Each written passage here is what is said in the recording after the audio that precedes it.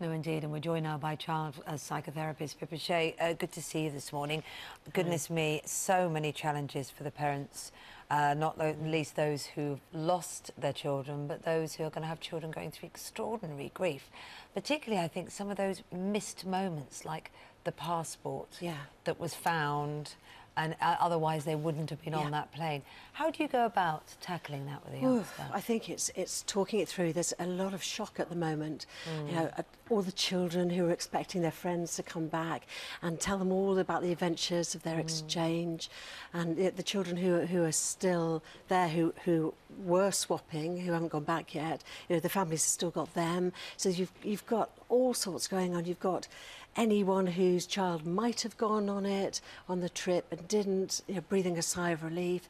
But you've got mainly shock at the moment. Huge amount of shock. And I think one of the most important things is to allow the children, the parents, whoever, just to come together to share things like assemblies, masses, you know, candlelit vigils, whatever.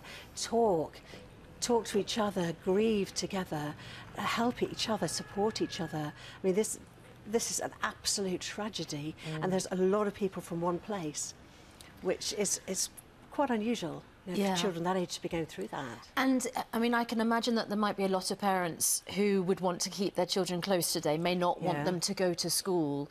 But is there a sort of a comfort in children going to school and then talking to each other about what has happened? Yeah, because each child will be processing it in their own way, but seeing other people doing it, their friends doing it, the comfort in that could be huge. Talking it through and talking about their best friend who might have died.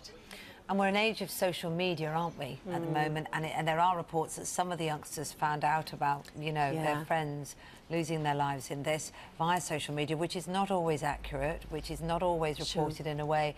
So how do you control that?